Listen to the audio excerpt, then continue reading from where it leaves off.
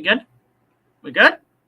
Cool. Hello, everybody. Welcome. Welcome. It has been a very long time. It's Big Jack Films here. Welcome to the latest live stream.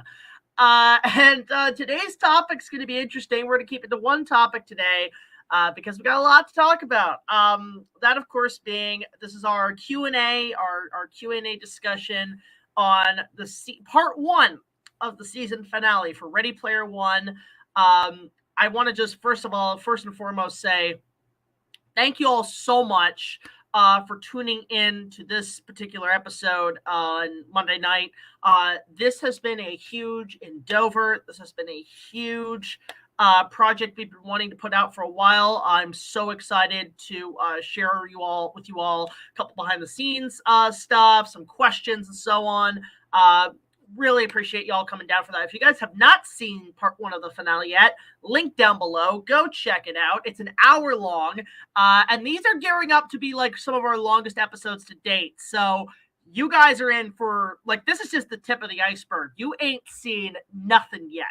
So a couple of rules before we start answering questions and so on. I do have a couple of rules that are in the description. I'm sure Oasis the God will fill those out for people as we go along as our moderator. Couple of rules. Keep the questions to this particular episode, plus the series, just and so on, storylines behind the scenes and so on.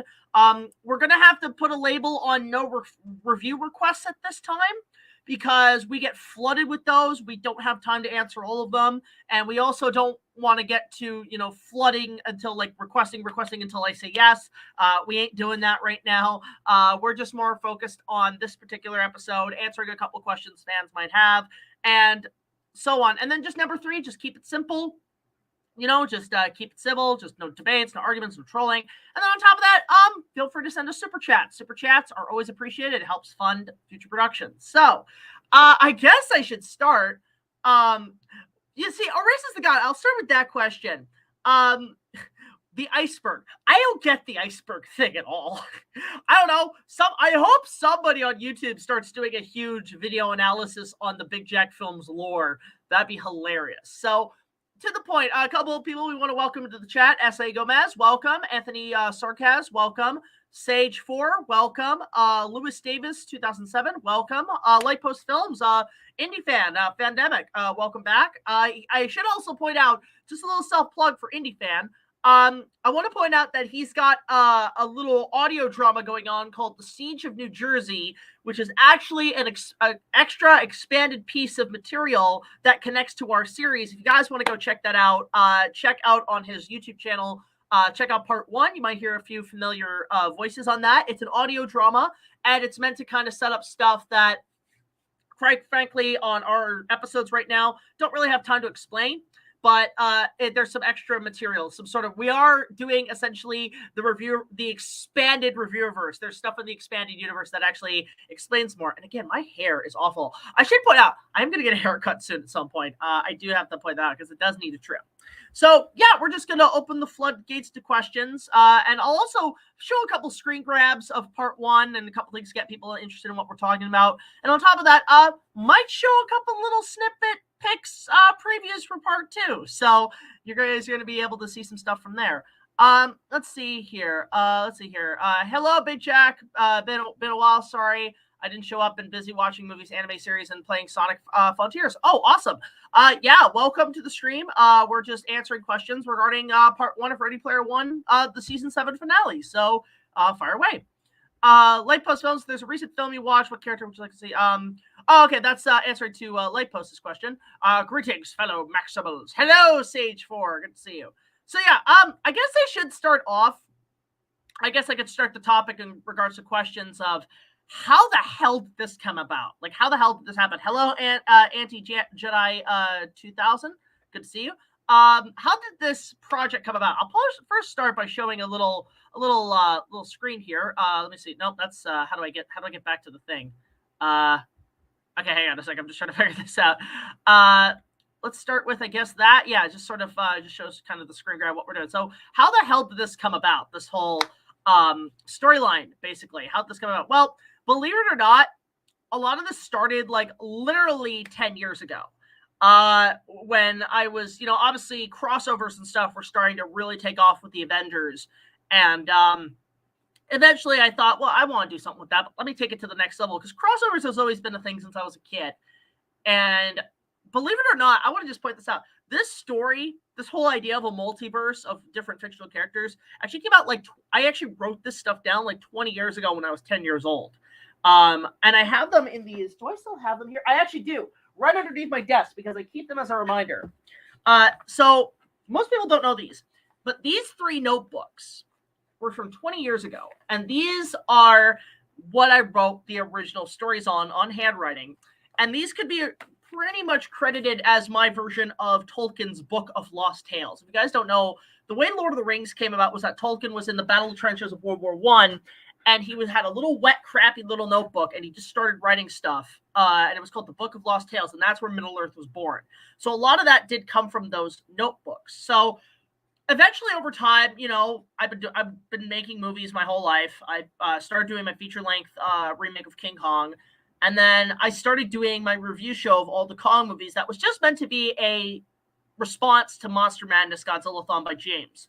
And eventually, what happened was that just 10 years have gone by doing the show, and I thought for my 10th anniversary, this is a good way to kind of pull it off. Basically do an endgame Lord of the Rings sort of story. So that's sort of how it came about. And just structurally, we actually started production on this thing in 2019.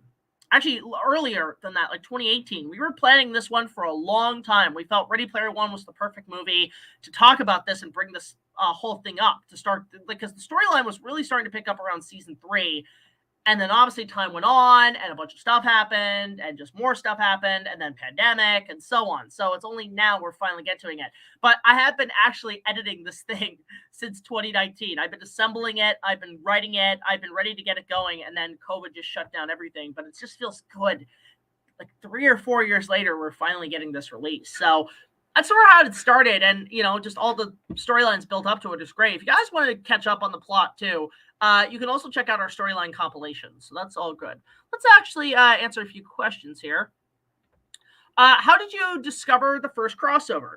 I basically, when I was starting to write the review portion, I just did my research. I just did research on certain things. I looked up what crossovers were coming out, what was the first major crossover, and just Googled it and just did some research and just came up with that. It was actually the Sherlock Holmes Lupin sort of story that I didn't even know existed. So I just kind of stuck it in to say, here's where it all started. Here's why we have everything we have now. So that's how that came about. Let's see. Again, there's some requests here, but we're just going to answer some interesting stuff. How would you feel Jaws 3 got a special edition? That'd be interesting. But again, I just want to point out to anybody in the comments who are new to this, please keep to certain topics regarding this episode. So there's that. So do you like the Legend of Zorro, the Banderas sequel? I should point out, I've thought about reviewing that at some point. Because the Mask of Zorro review actually did extremely well. That I've thought about talking about the sequel. But I want to wait for a certain time to talk about it. Let me just get this finale out of the way, and then I'll figure out what goes on from there. Yeah, so it's just one of those things where, in terms of just coming up with the story, is that I obviously knew I wanted to start it with this sort of, basically, it's sort of like our end game. It's sort of our Lord of the Rings trilogy. But it also, I'll admit, one of the first major influences for me was Countdown to Destruction, which was the finale of Power Rangers in Space. That's sort of where I wanted to go at when I was writing the story. At the time, I was doing rewrites and kind of structuring how the episode was going to work. I've been binging a lot of Power Rangers, so I watched Countdown to Destruction, and that pretty much filled in what essentially happens. And Countdown to Destruction is a great episode. I would recommend that one, but there's a lot of influence on that end. When I was actually assembling it, the whole invasion sequence, which we'll actually pull up a screen grab right now if I can. Let's see here. No. Oh, there we go. Okay, here we go. Okay, there we go. There's when we did this invasion, I was obviously editing it down and assembling it and putting all the effects and storyboards together. And one of the things I actually did do was kind of pitch it. I always, when I edit, I actually take reference from other movies and stuff to kind of essentially create a template of how to cut it. And one of the biggest influences in cutting this sequence was a montage scene from Star Wars Clone Wars, the 2D Tartakovsky Clone Wars. When you see that montage in the second season of the Separatists invading all the different planets, I use that as sort of a template in cutting sequences. So I use that as a template and then cut all the scenes and shots together. And I actually did time it to the original Separatist march, which is kind of cool. So, and actually a lot of people do love this shot. A lot of people do love this particular shot right there. They love this particular shot because of just the spaceship stuff, the clouds, the dragons, the creatures, and all the stuff. And that it's pretty damn cool. So, we're getting questions already about the about this kind of stuff. Let's see here. Wow, we're getting a lot. We're gonna try to answer these as quick as we can. Let's see here. BigJackFilms, will you make mention of your experience seeing a live show of Batman and Spawn in your later episodes? Yeah, I forgot about that. So I will say one thing we're working on for season 8, and it's something I was kind of tinkering with prior, but I didn't know if I was going to get to it. But considering certain events, I'm going to be talking about this year coming for its 30th anniversary, Batman Mask of the Phantasm. That's going to be the next Batman movie review. And I want to talk about it, one, because it gives me a chance to talk about the animated series, which I do love. And also, with the passing of Kevin Conroy, I do want to discuss the movie and say, this is one of the best Batman movies ever made. It's also one of the reasons Robert Pattinson actually said it is his favorite Batman movie. So there is reason to discuss it, especially with all the stuff going on with DC right now. And in regards to that particular topic, I might bring that up in the review. I don't know. Again, I didn't really think about it. It's just kind of sort of a memory that I kind of remember, but I might bring that up at some point. That'd be an interesting discussion. Yeah, Three Stooges are okay. Any Roger Rabbit jokes in this crossover? There are a couple of mentions of Who Framed Roger Rabbit in part 1 and part 2. We're actually going to start working on assembling part 3 soon. We're already editing it, but review portion, we're going to start work on that. I will say this, part 2 is almost done, and we're hoping to have maybe released, I'll explain later before we sign off. I'll give you guys a little bit of a preview of part 2. But that's in the works, but we're already working on part 3, and we're actually giving part 3 about 2 months to work on production because it is a big hassle to put together. So there's that, basically. Oh my God, we're getting like questions up the wazoo right now. How many channels do I have to watch to understand this Infinity War Endgame project? Really, at the moment, this is a good question, Feather Guardian. In regards to who is involved, story-wise, you do watch our show. You watch Fandemic. Media Hunter around this season. You can watch particular episodes. But the main thing that a lot of people are actually kind of surprised by is how it's actually connected to the Channel Awesome, That Guy with the Glasses review reverse topic, which, I mean, obviously since certain events has been disbanded, has been kind of like, evaporated. Not many people do it anymore. But, as a person who's sort of a second generation reviewer online, my goal was to basically be a part of that. And regardless of what happened, I want to continue the story. So if they're like the original Star Trek, we're like Star Trek Next Gen. So kind of recommended in a way, but I would recommend at least watching the Channel Awesome trilogy. Maybe at least going back to the Brawl and then going all the way up to Boldly Flee. That's sort of the beginning, like the whole, like before even the show started. But at least by To Boldly Flee, you get an idea that, that's why evil's now returned. The seal from the plot hole essentially came in. And that is something I do want to bring up in discussion is, who do we got here that we can discuss? So for those who don't know, we did get Doug Walker onto this episode on part 1 of the playing the Nostalgia Critic. And, obviously he's like, reviewer lore is still a thing because, I mean, even he doesn't do it much anymore. But at the same time, the story does continue. And in a sense, his character, when entering the plot hole, actually did create essentially a chain reaction that caused Gablor to be revived. Not revived, but like the seal that he was placed under was broken. It's sort of like the Trident of Poseidon in the Pirates movies where it lifts all curses, it lifts all seals. So you can blame him for that. But I do want to say Doug has been like one of our biggest influences in doing our show. One of the main reasons I have my job in doing reviews. So I owe a lot to Doug. I owe a lot to James. I owe a lot to those guys. And to get them on board for these lately in these episodes makes me feel like, okay, I'm now part of the story. I'm part of this whole tale. And, it is very much like a Marvel movie where you do have to start connecting the dots. And, as a person who's trying to continue that story and essentially be sort of a Kevin Feige to it all, where I have to kind of look over what other people are doing to make sure it all aligns, it is a very difficult task. So Fandemic's one you should watch for sure. You should be watching Media Hunter. Huey Tumor does play a part in it, and so does, things like obviously Linkara and all those guys. They're still somewhat connected to all of this. So just keep an eye out. Definitely watch our storyline compilations, Feather Guardian. That will also help make sense of things. But yeah, it's just been a real fun time to do all this and actually really make sense of it all. Because I know a lot of people have been asking questions about this particular episode or in this particular story and what's the story? How is it? And I'm glad that people are coming out saying, okay, now it's starting to make sense essentially. BigJackFilms, what are your most surprising crossovers you discovered when making this episode? There has been a couple that I didn't know happened. I know there was stuff I didn't know about the Popeye Betty Boop thing. I didn't know about, obviously I knew about Batman and the Ninja Turtles. I was surprised that there were more Ninja Turtle Power Rangers crossovers, especially now with the IEW comics and everything. There's been a crazy amount of those happening. I haven't read the Power Rangers comics, but I'm still interested in the series. I still watch it from time to time. And also, yes, I will be watching the 30th anniversary special. Even I'm hooked onto this. I'm actually kind of interested in see what the hell they do here. Let's see here. Who else will appear in the invasion? That's a very good question, Sage04. Let me first grab another piece, a little image to show outside of Doug. I know exactly what image to pull up. Hold up. Yeah, so who else is going to show up in this invasion of Earth? Well, there is some characters that we have established in the past in an episode prior that does show up, and that won't be till part 3. But there are a few surprises coming up in terms of characters, in terms of creatures, in terms of certain stuff happening. If you do follow the storyline, Sage04, there's stuff happening, say, there's a little thing happening at the convention center that's being handled by the Department of Human Control and a few other things. It's called Project 7421. That will be revealed in part 3.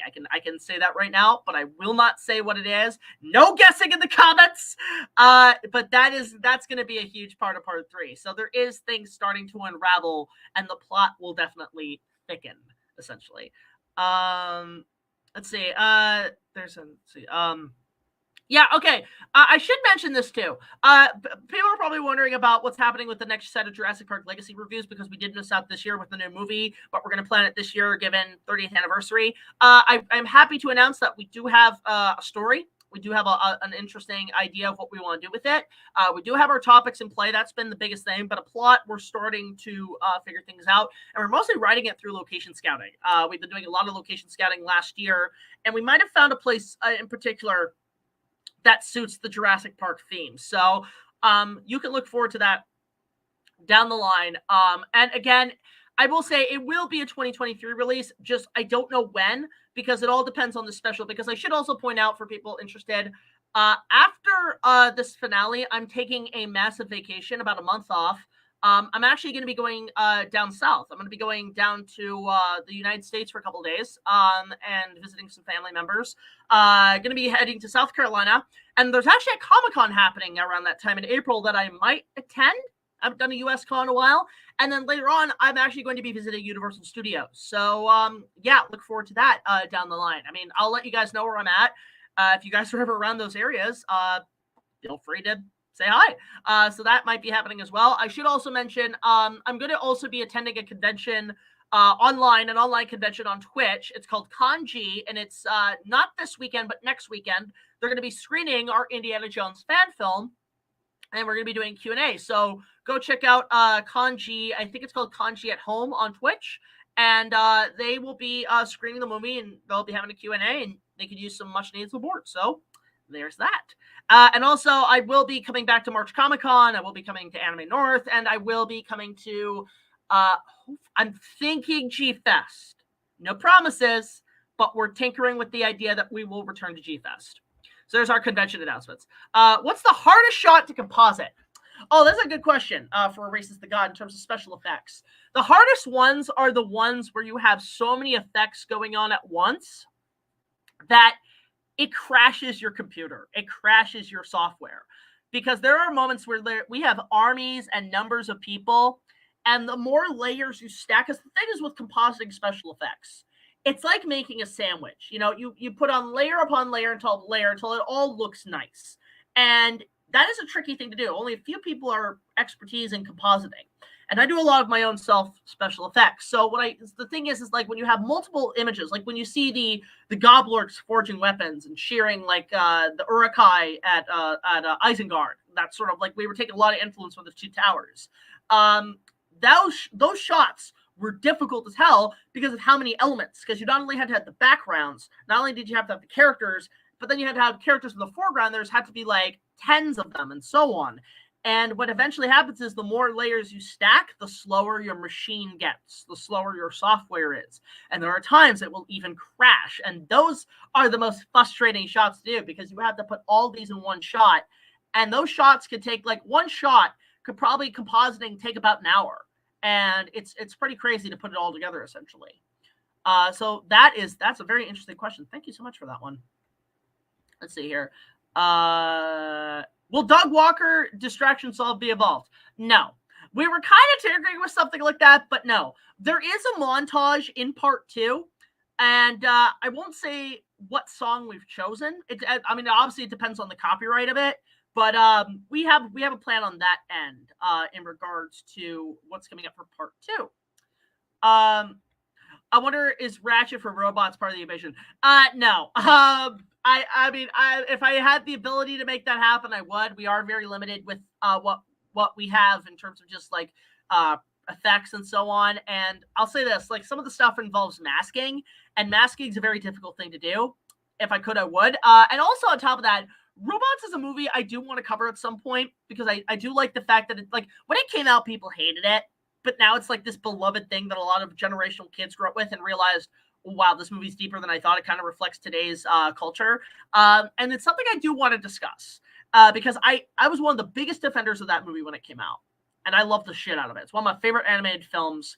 But that is on the to-do list. And the thing is, I will say this with this 10th anniversary special, is that it's meant to bring together everything we've discussed for the last 10 years, whether it be topics, jokes, humor, characters, and so on, are trying to all collaborate as much as we can to the special. And anything we haven't covered obviously will not be involved. So maybe in the 20th anniversary special, if we get to that point, I don't know.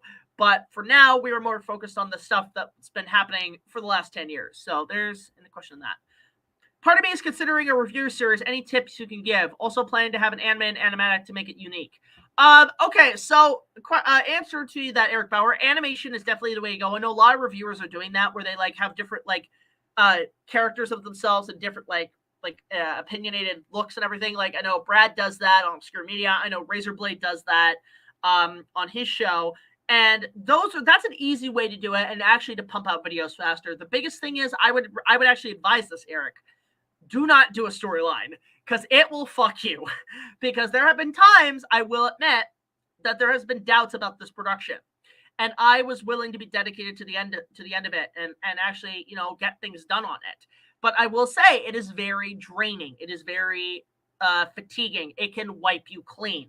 So my advice, Eric, if I were you, I would stick to just very simple reviews.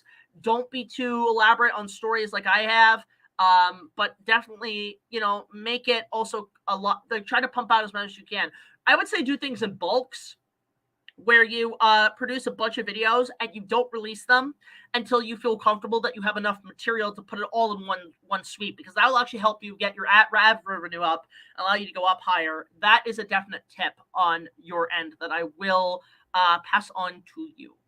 Let's see here. Oh, hi, Dean. Good to see you. Oh god, we got so many questions. I haven't watched part yet. Oh, Dean, you're gonna love it. Guys, go check out Dean. He's part of Pandemic. Yeah, so we're just talking about certain things. Thank you, Racist the God.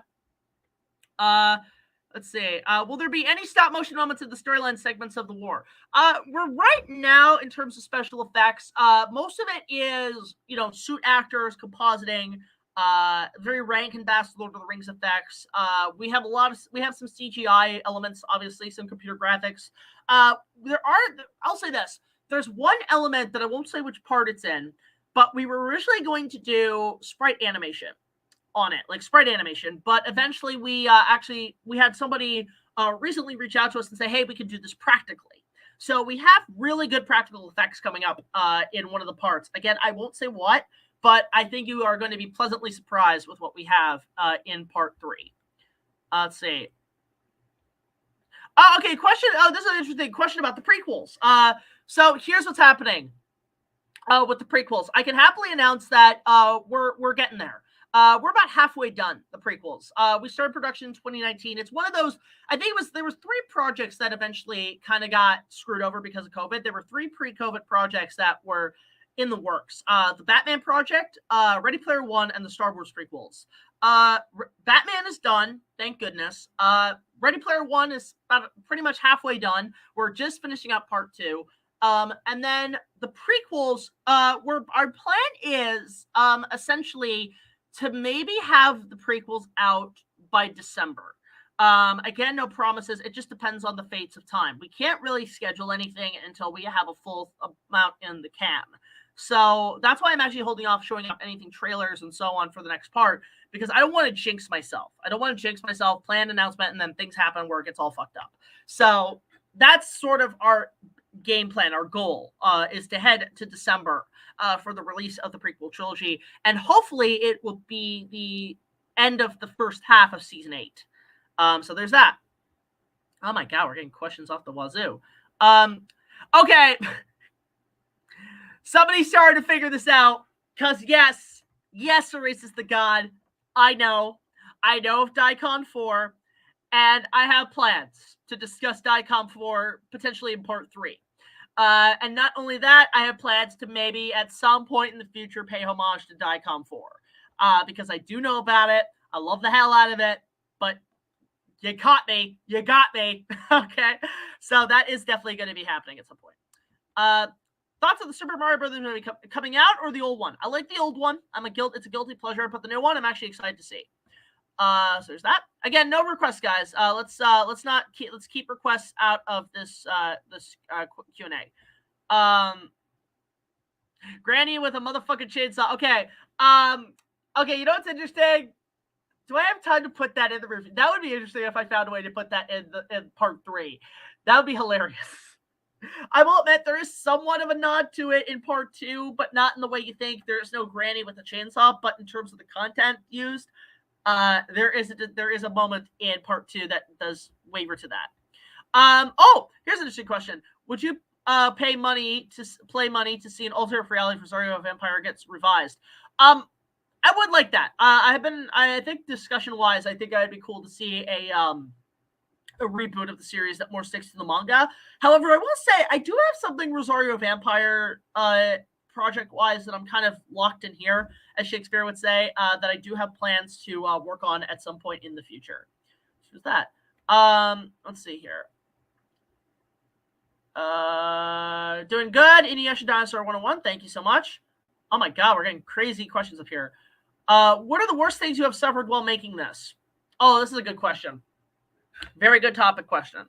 So I will say the biggest stress for me has been trying to get this delivered on time. Has been the biggest issue I've suffered, because I will admit catching up with storylines after post-pandemic has been extremely exhausting. I've realized now at my age how much energy I just don't used to have anymore. Batman, after 2 months of night shoots and editing, ended up costing me like a month of taking a break because I was so exhausted. And even now, I'm still suffering fatigue. That's the biggest issue with COVID I've suffered is, I've never got it. Knock on wood, never gotten it.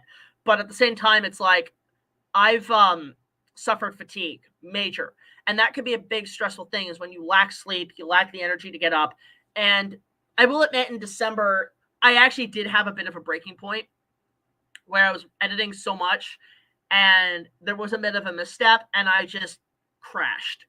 And I need to take some time off. I need to take at least a week off working on it, which is why the release actually got pushed because I was pushing myself to the brink.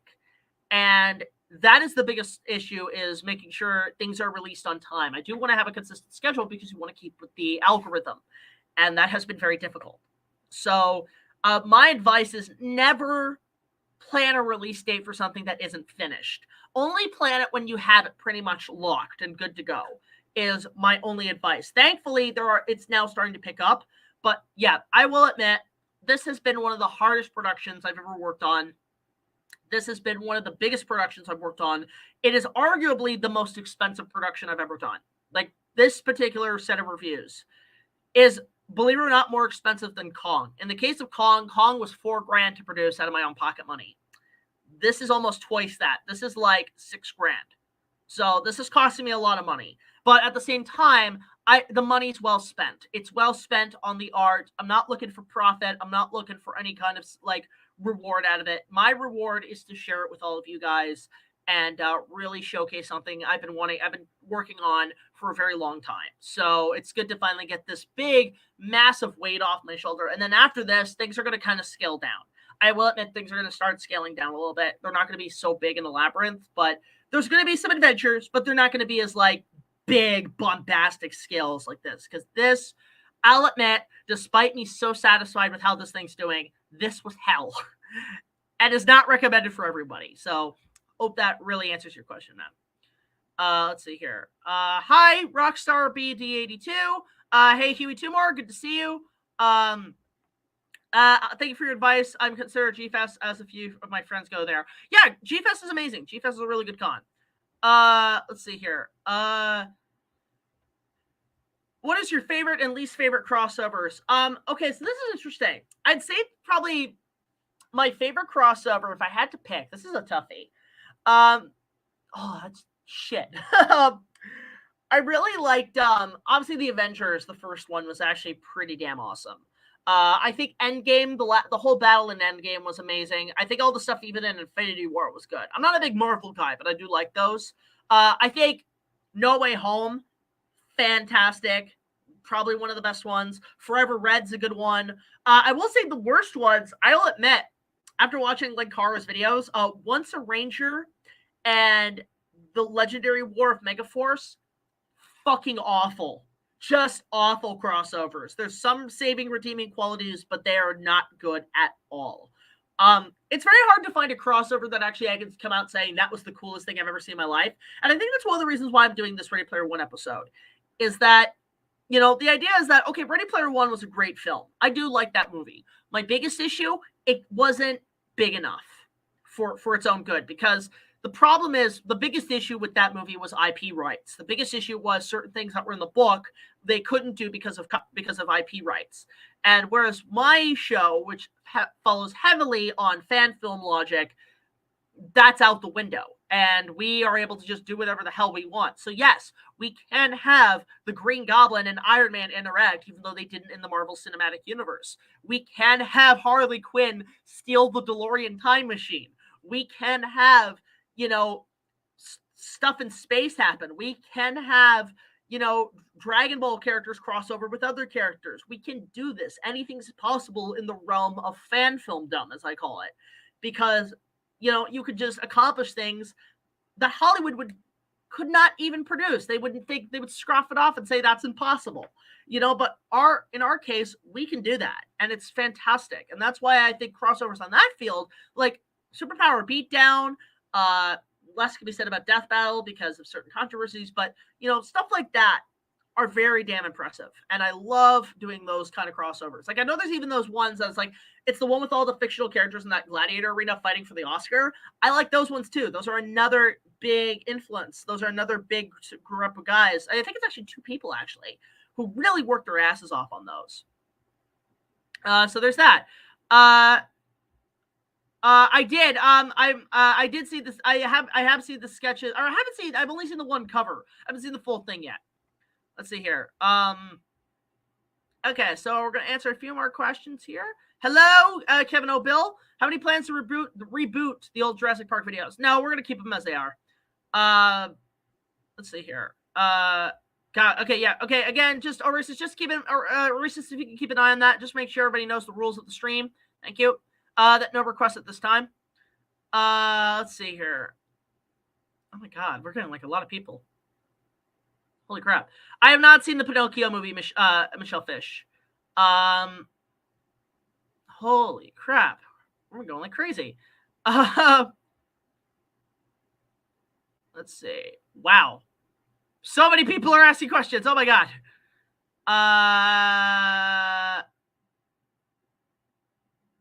Holy smokes. Wow. Okay, this is a good question. What are your plans for Kong's 90th anniversary? I know that's coming up. My main goal is to finish this finale, unfortunately. But I will admit, part 2, I'll say this, a little spoiler for part 2. We will be talking about the Kong bit in the movie extensively at the very end of the episode. So look forward to that.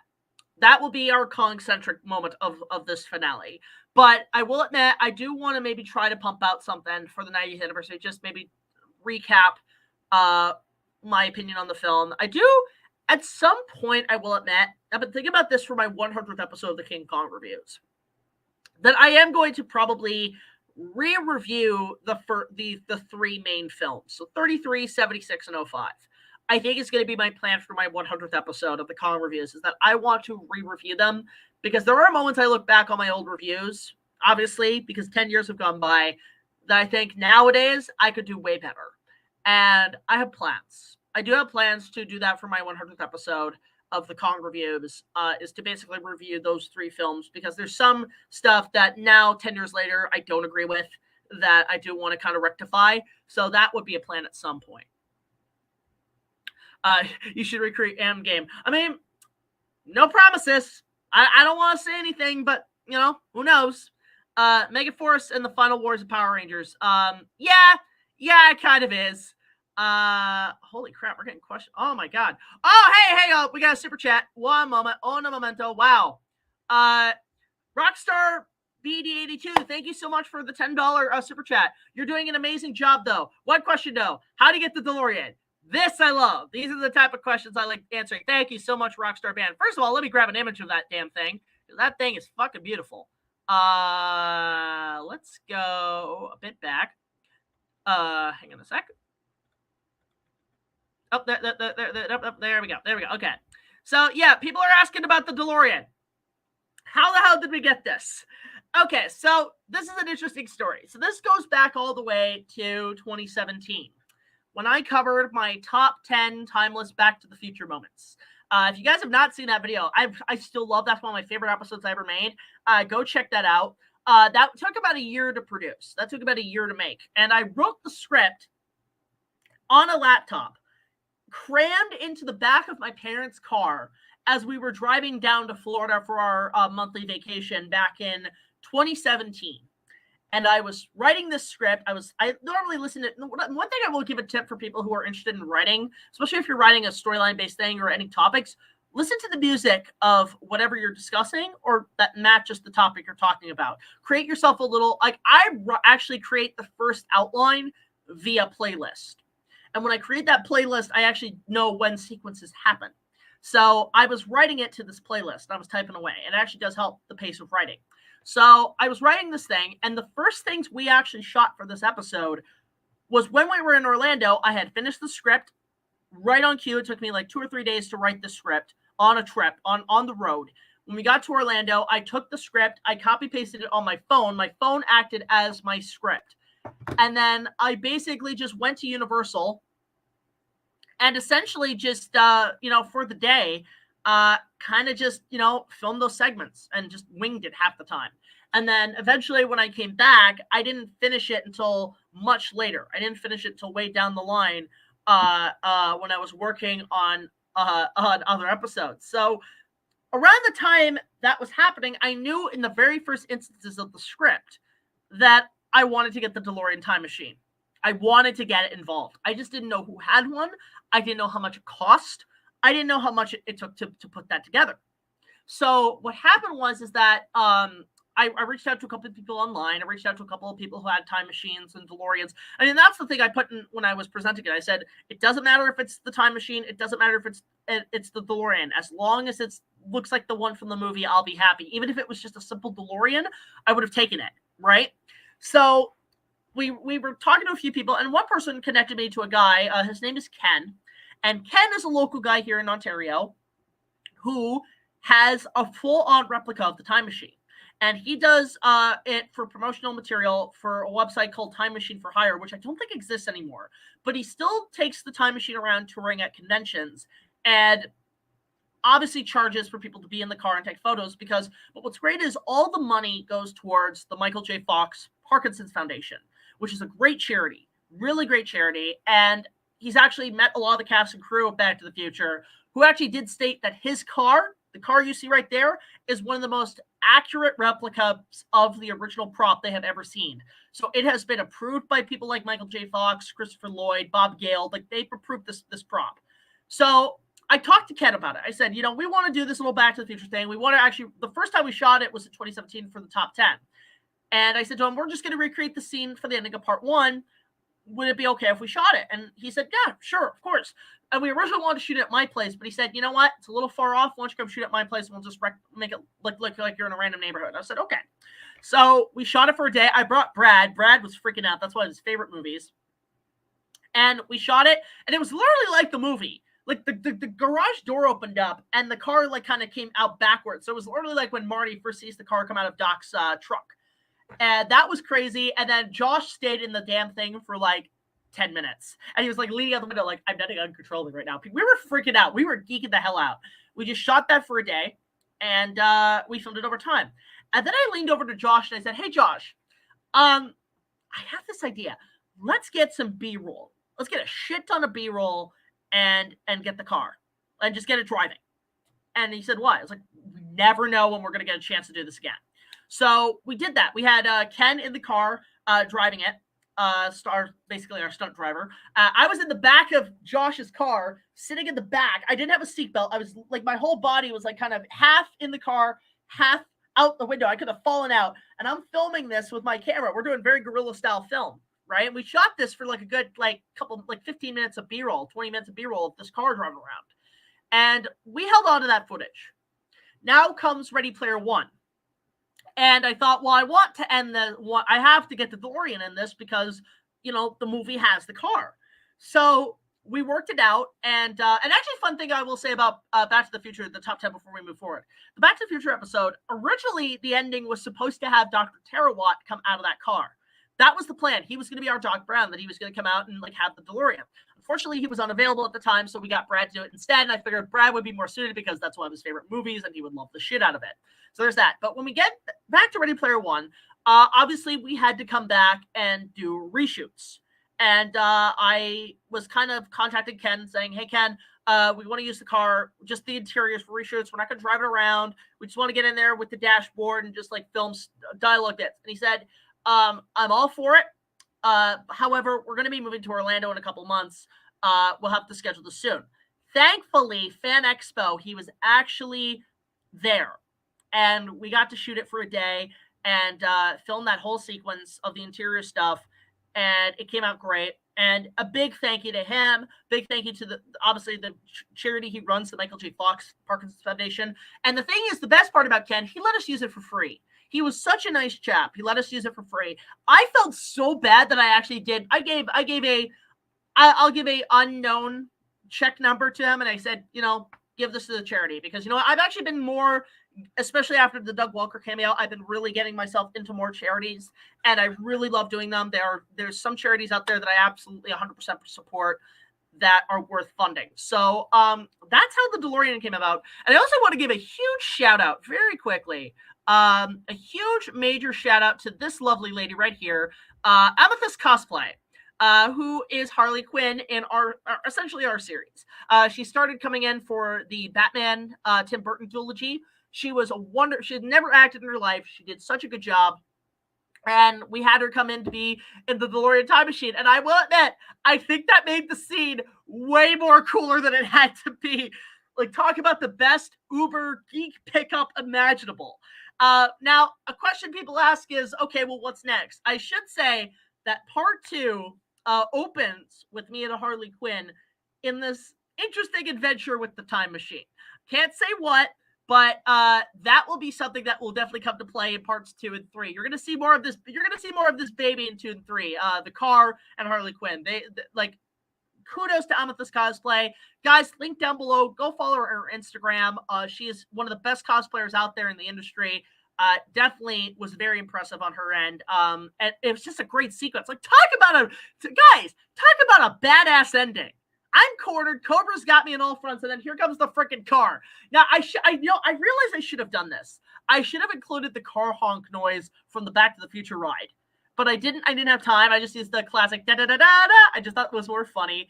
But that's how that came about. So, again, thank you to Ken and Time Machine for Hire, Michael J. Fox Parkinson's Foundation, as well as Amethyst's cosplay as Harley Quinn. Guys, go check out her stuff. She's fantastic. And thank you, Rockstar BD82, for that super chat.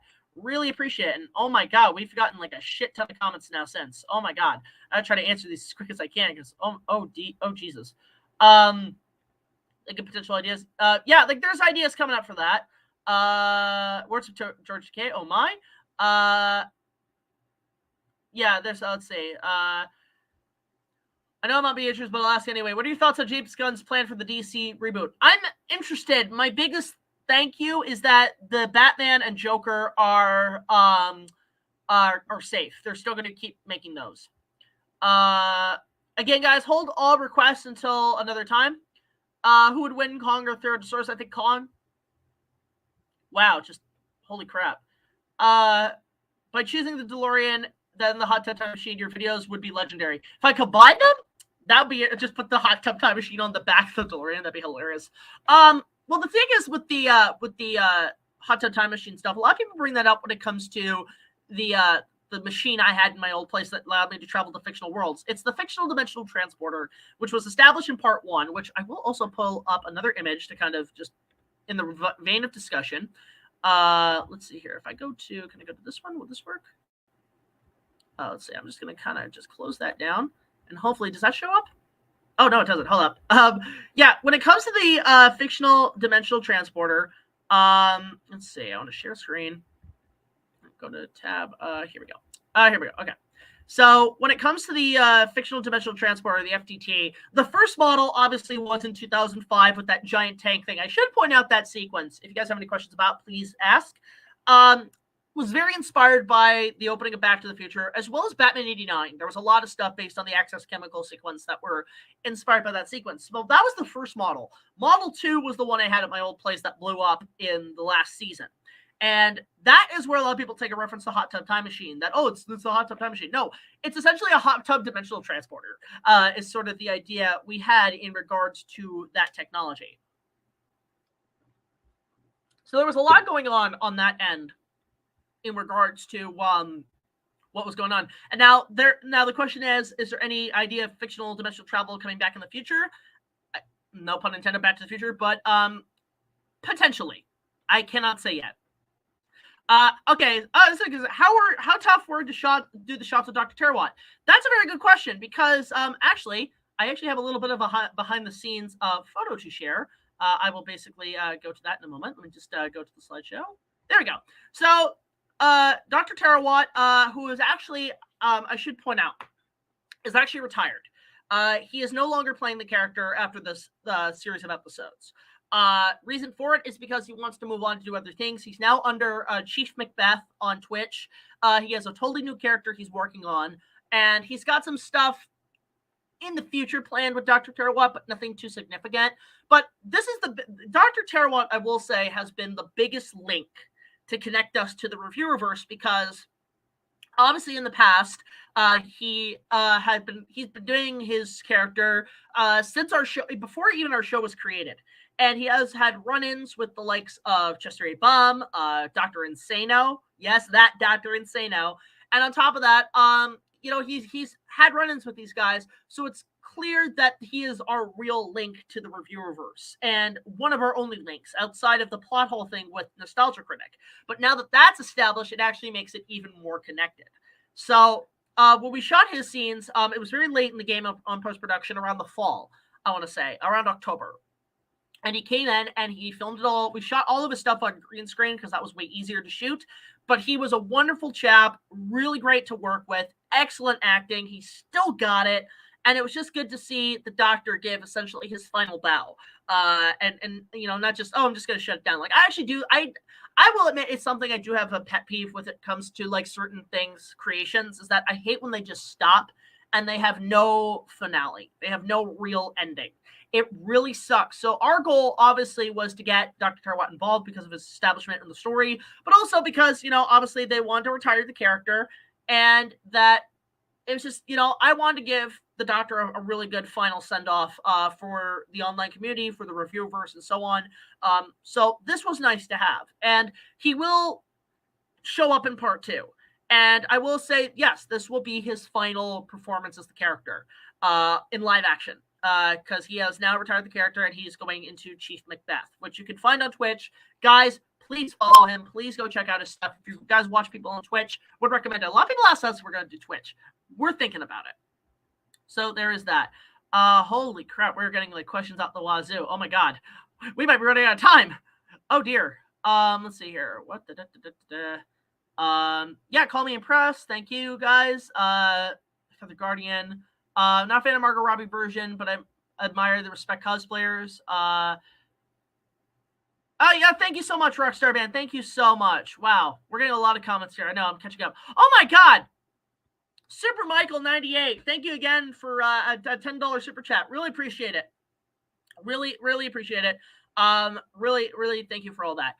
Hey, I recently watched the most controversial movie ever made, Cannibal Holocaust. Have you seen it? It's a complex film about grindhouse that inspired movies like The Green Inferno. I have not. I'm not a big fan of those type of movies, of very controversial movies about very political topics. I have not seen the film. It's not something I would probably watch. It's one of the movies that would probably make me feel sick to my stomach. But at the same time, it's like, I can see some appeal that people like with those movies because of them being cult classics, but at the same time, not my cup of tea. But thank you, Super Michael 98, for that. Really appreciate it. The funds you guys send us via super chat has been very appreciative. YouTube has not been kind to us lately, but we are getting more on Patreon. But this also helps. So all your contributions do help in essentially allowing us to keep doing our show and funding it. So really appreciate that. Will Amethyst Cosplay play any other characters in future episodes? Currently, she is only really slated to be Harley Quinn, and spoiler, she's also Catwoman. We do plan to have both of those characters return in future and later on in this finale. So there's a little spoiler on that end, essentially. Oh my god. Let's see here. Hello world. Hello, Mr. Flickster. Interesting name. Thank you for coming in. Of course, don't you know anything about science? Yeah, so that's the thing. Like, there is a lot of references to the Reviewverse in that particular thing, and that is something I guess people are actually wondering too. Why still do it?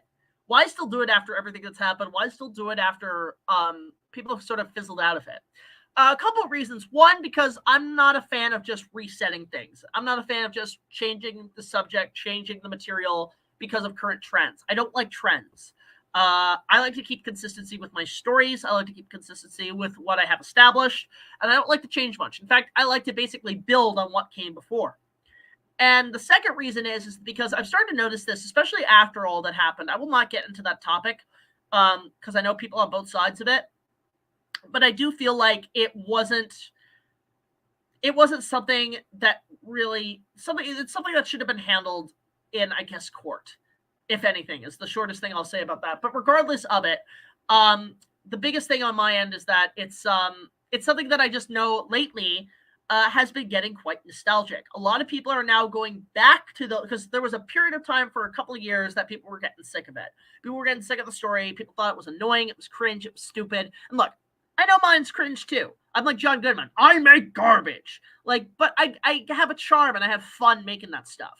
At the same time, there is nostalgic for it. There is getting a nostalgic kick for it. I mean, think about this. This is going to actually blow your guys' mind. In a technical term, the Reviewverse is turning 20 next year. You're probably thinking, how is that possible? Well, remember, this all stemmed from the Angry Video Game Nerd. The first episode of The Nerd came out in 2004. Long before YouTube existed, and was meant to be just a gag, but that is technically considered the first episode of Castlevania 2. Now, think about that. The Reviewerverse is longer than we expected. It's actually longer than when my show's origins start in 2005. So that's pretty crazy that this whole genre stemmed from 20 years ago, sort of like what I've been doing. And because there's this nostalgic for it, especially with kids who grew up with it, who are now older, and adults who actually go back and kind of get a little enjoyment out of it. Like, people are just actually reflecting on some of that stuff. It's like, oh, it was a fun time. Because here's the best way I could describe what happened. It's like a band breaking up. It's like a major band that all got together, created amazing music, and then they broke up. They went their separate ways, whether it be through fallout or debates or creative differences. That happens. And my goal is just basically, like, because the nostalgia is starting to pick up, I'm basically starting to be essentially ahead of the curve and essentially say, hey guys, I know you're getting nostalgic for it. I know people don't do it anymore, but we're still continuing it. So if you want that nostalgia and you want to see new content that still brings to light those events and brings to light those stories and adventures, come to us, because we will continue the story. And that's sort of what I've been doing. I feel like I'm ahead of the curve, where when that nostalgia bubble pops, when people start really getting into it, I'm going to be ahead of the curve, and people are going to realize, oh, wow, this guy's been continuing the story, even though it kind of ended. And I'm like, so I feel like I'm ahead of the curve in that regard. To the plot of the series is that it does continue those storyline elements and that mythos and lore and mythology, essentially.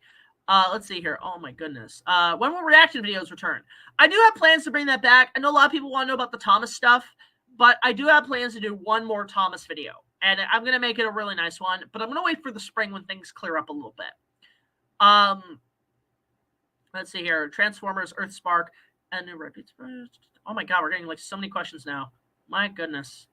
Again, guys, I want to just remind you, no questions at this time. Okay, so let's see. Anyway, so I should point this out too for people interested. So we're kind of catching up. We're almost at like an hour into this panel. I think I should start talking about what to expect. What's next? Because obviously the episode ends where the invasions happen. My character has found Unit 205. Doctor Terawatt is nowhere to be found. And I got picked up by the DeLorean. So the question is, what's next for part 2? Who can we expect? Who can we see? What's going to happen? Well, let's see here. Part 2 is going to be a very interesting one. It is the middle chapter. Now the question is it going to be darker? Is it going to be is it going to just be a middle chapter? I would say it's more in the middle chapter. It's not going to get necessarily darker, but there is a lot of unveilings, a lot of confirmations. There's a lot of stuff that's going to essentially build up to part 3. And it is very much a middle ground story. There's not much action. There's not much going on, although there is an amazing opening sequence that, again, I will not spoil.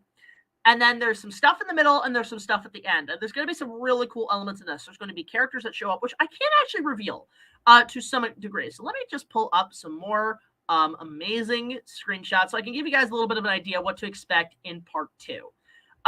So one thing actually a lot of people actually have asked is the return of Captain Roth.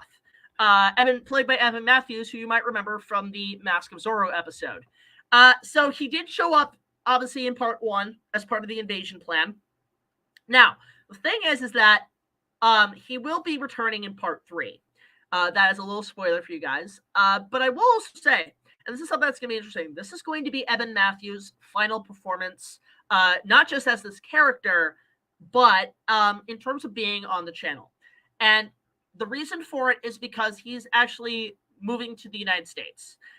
He is now moving on to other things in his life, and obviously he will not be around as much. So we are giving him a very nice final send-off, and he has been one of our best actors to work with on the show, to work with on our movie, and he's just been a huge, amazing chap to work with. And honestly, like, what a pro. We wish him all the best in his future. And this, I think you guys are really going to be, it's going to be cool to see Evan back in action and also for his final time. So this will be his swan song for the channel. And we wish him all the best. Like, he has been a huge fun ride. It was actually emotional that day we shot it. After we finished, we did kind of feel like, wow, this is it for him. It's been a fun ride and adventure. Will he come back? Perhaps. He will, he'll be in once or twice. But in terms of just doing acting roles, he's got other things to do. So it's going to be interesting to see where he goes from there. Michael Fish has a quick little question. I want to know about the Department of Human Control. So they stem from Doctor Terawatt series. You can watch more of what that entails on that channel. But there is a lot that goes on with the Department of Human Control in this episode. I think this is also going to be essentially their final outing. Will be the Metahuman Control, because we do have other villains to face, other characters to encounter that will be part of the next season. In regards to that, so we've done Dr. Terawatt. So yes, he will come back for the part 2. He will be in it. I won't say where and when and how, but he will be involved in part 2. And that will be interesting to see on his end. So we have a few send-offs in this finale on parts 2 and 3. And then we have, what else? Okay. So here's a little behind-the-scenes spoiler. And forgive this creepy picture. But Bradley Dunn will be back. Bradley Dunn is in part 2 and 3. He will show up on part 2. And obviously it's a very, his character at this point, obviously he's gone from the gaming reviews that he still kind of has going on, but he is more so into the obscure media TV stuff. So he has switched topics, and his character will show up in this finale as well as one of the key members of the fellowship of this amazing quest we're going on. So yes, Bradley will be back, and he will return, and you get to see some stuff there for part 2. Oh, we have a super chat. Hold the fuck up. Thank you so much, Divine Comedy Productions. What will BigJackFilms Reviews be like here on out after the storyline? Okay, so the storyline will continue. It's just going to be a bit smaller scale because of how big and ambitious this project is. I will say that Season 8 will actually get a tad darker. That I will say. It'll be smaller scale, but it will be darker. And we've got some plans for that. There is some stuff that happens in Season 8 that is just you are not going to see coming. I can't say what, but there is some really cool surprises happening that we're in the works on. I feel like George Lucas was like, God, help me. I got to start writing the script pretty soon. We've got plans on that end. But again, thank you so much, Divine Comedy Productions, for that $4.99 super chat. It really goes in handy. It'll help produce more productions in the future. Really appreciate it, man. Thank you so much. Let's see here. Okay, so that is, I won't say what, Dean. I won't say what. What else is happening? Again, Dr. Terawatt, that was one within. Okay, so this is a big spoiler. Android 18 is going to show up in this part 2. And there is some stuff with her character that will come to play, not just on this finale, but in the future. In the future, this character will still have more relevance going on. And you guys are going to be seeing some really cool stuff with this character. I want to give a huge shout out to our current actress playing her, Alana Roses, on Instagram. She came in to audition, and she has been absolutely fantastic. Physically built for this part. She can kick ass, she can punch, she can do a lot of fight sequences. She's a trained person in stage combat. She's fantastic. She taught us a few moves, I can say that. Wonderful actress, totally fits the character perfectly. In fact, I actually did send demos and performances of her playing the part to Meredith Molden, the voice actress for 18, who is a friend of mine at Funimation, who does Dragon Ball Z. She approved it. She gave it her blessing.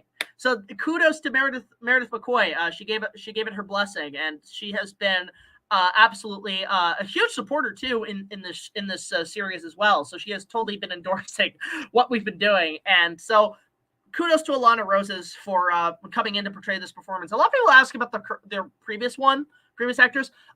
Basically COVID. Nothing bad or anything happened. Just things happen. That happens in the business, and obviously the show must go on. There was no bad blood. There was nothing to it. Kudos to a baddie Alana for portraying her for a couple of years. But yeah, the show goes on. You have to recast these things. I mean, Batman 66 had how many people playing Catwoman, essentially? So Yeah, and in terms of this image, what is the context of this image here? Can't say. And you can make as many guesses as you want, but as you can see, what a kick, what a dodge, like the dodge. There's some kick-ass stuff that happens with her in this finale. I am so excited to share with you guys what happens with her, but there is a lot with these two, especially these two characters. Their chemistry becomes way stronger in this finale, and going forward, there is some stuff happening that, again, cannot reveal, can't say too much. I know I'm repeating myself, but there's some cool stuff happening on that end. I'll say this: which is worse, Dragon Ball Evolution or Last Airbender? I'd say Last Airbender is worse. Essentially, yeah. So there is some stuff happening with these two characters in part 2, especially. So there's that. What else is happening? Okay, we've seen that image. Okay, so this character, she shows up mostly in part 3, but Hinachi Idol as Kikyo. Kikyo will return. Kikyo will be back, and in this finale, again, cannot say how, cannot say why, cannot give too much away because that's not going to be for a little while. But Kikyo will return, and there is some stuff with her character as well. She will kick ass. She will do awesome things, and there's more to explore with this particular character as well. We have plans, obviously, with the Inuyasha vlogs that are going to start coming out once a week. On top of that, you're going to be seeing more with the reviews, skit reviews. We have one more movie to discuss in the Inuyasha franchise. And on top of that, you're going to be seeing some other Inuyasha videos that I have planned scripted for the show that pretty much expand the material because we do want to keep up certain storylines with certain characters. So, yes, guys, go check out Hinachi Idol on Instagram and all our social media platforms. Wonderful actress, one of our best friends, does an amazing job as Kikyo. Definitely check that out. So, yes, she will be back as well for part 3. We did DeLorean. Yes, okay, yeah. Amethys cosplay will return as Harley Quinn. The invasion. Okay, here's another image for part 2. What's with the lightsaber? Is there any Star Wars happening in this finale? Does something happen with Star Wars? Okay, so just a little bit of what goes on in this one. Basically, in parts 2 and 3, there are Star Wars elements, but the Empire will not be involved in the battle. There might be some TIE fighters. There might be some stuff here and there. There might be some stuff going on. But there's not much in the way of Star Wars. Star Wars will basically be... all that will be reserved for the prequel trilogy. But that doesn't stop my character from doing some basic, learning, still doing his skills with a sword, which he is prone at. And there is a scene that involves a lightsaber, and especially a really cool lightsaber prop that we just acquired. So the lighting is going to get stronger. There's some really cool stuff coming up, and yes, there will be some stuff eventually with the prequel trilogy that will come into play that connect to this finale in a way. So yeah, that's on that end. There's a little snippet on that. So there's that going on. Let's see what else is going on here. Are there any other images? Okay, here's another image from part 2. As you can see, it's not just Bradley Dunn. It is Sean. JT is Reborn. JT is Reborn will be in part 2. In regards to this image, he's not a ghost. He's a hologram. But yeah, Sean will be involved in 2 and 3, and you're going to see him do some cool stuff as well. He has been one of our funniest comedic imports on this finale and going forward. So you will see Sean in this finale, and you will see... I think you'll see the majority of the Kaiju Guard crew involved in this one as well. So look forward to seeing Sean in that. He's got some good quirks, some good jokes in part 2, and that will carry on, obviously, into part 3. We've seen that image. That's a pretty cool post. That's badass. Yes, okay. Doug will be back. I will see this. Doug will be back to some capacity in part 2. So there's that happening. There are a few other cameos and other stuff we have planned for part 2 and 3. We can't say who or why, but that will be happening in future. But that's really all I got in terms of just a little preview for part 2. Now, the question is, when can you expect part 2 to drop? Well, I can't say when the release date is. I will say we're probably going to have a release date by Tuesday. Monday or Tuesday, we're going to have a release announcement because we know when we want it out. But in terms of trailer, you can expect the teaser to come out this Friday. Like this Friday. Actually, it'll probably come out tomorrow night at 9. You will see the teaser trailer for part 2. And then there will be a trailer following probably on Tuesday is what we have planned. Because that's also when we announce when part 2 is released. because we are pretty much almost at the end. It's almost done, part 2, and then we're going to go right into part 3. So things are happening at a very quick pace now, but part 3 is going to take the most effort. I'm gambling about part 2 is going to take about 2 months to produce. So in the meantime, there will be Inuyasha vlogs. We're going to try to do more live streams on Wednesdays to keep you guys entertained. But we're going to keep things up. We want to get back on a weekly schedule with videos. We want to put out as much as we can for you guys. But things are coming along. Although tune in tomorrow. Tomorrow we have a brand new opening night. Not for a new movie, but it's for an old movie we never seen, and we actually got requested by the director of the movie. Cannot say what the movie is, but the director did reach out to us and say, hey, you might like this. And we said, okay. So we're going to watch it. And I'll just say this movie really reinvigorated what I needed right now, because I've been so exhausted making videos. I've been so exhausted doing content and trying to get this done. And this reinvigorated a lot of my energy, this film. And you guys get to see what that opening night will entail tomorrow night, or even, midnight tonight. I'll release that. And then a teaser for part 2 on Friday or Thursday night. Cannot wait to show you guys what part 2 entails. So I think we're going to wrap this up for today. Thank you guys so much for joining us for this Q&A. A lot of great questions. Oh, we got one more question from Super Michael 98 with a super chat. Thank you so much. We cannot ignore those. Let's see here. Thoughts on Skyrim, and have you kept up with Sky Oblivion? I have never played Skyrim. I have Skyrim, I think, in my gaming shelf, but I've never played it. But again, thank you so much, Super Michael, for the super chat. Again, really appreciate all the super chats you guys have been sending us. It does help fund a lot of our productions. It keeps the lights on in this building, and we just appreciate so much you guys have been putting out for us. So again, thank you so much for joining us for this live stream. You know, we miss you too, Huey. Like, I mean, I am so sorry I've not been on Discord. We've just been super busy and everything. But I really appreciate everybody coming in for this panel. Again, if you guys want to go support us, please do on Patreon. Just $1 more will get you early access to all of our content as well as other special features. And there, obviously, I will say, part 2 will be out on Patreon first. That's another thing we will say. Patreon, they're early on Patreon. They're going to go out there first. So if you want to see the episodes extremely early, you can go check it out there. We had part 1 up for a month. So people on Patreon can go subscribe and check it out there. But we do appreciate everybody coming in for the stream. Be sure to like, comment, subscribe, watch the episode, share it with friends, share it with everybody, share it on Discord servers, Reddits, forums, everywhere you go. We're going to be coming back stronger than ever with Season 8 and this finale. Cannot wait to show it. And again, thank you so much for watching it. It was so much fun to put together. And it was just really good to put out. And wait, again, like we said at the beginning, you ain't seen nothing yet. Part 2 and 3, some shit's going to hit the fan and going forward. So thank you guys so much for watching. Please like, comment, subscribe. Even do the super subscriber thing. I don't know what YouTube's doing now when it comes to like, super subscribers. We can like do double, like you can pay a subscription or something. But any contributions help us out.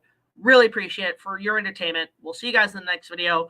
This is BigJackFilms signing off, and I will see you guys tomorrow night for a special opening night. And tune in for the teaser for part 2 this Friday. Take it easy. Have a good day.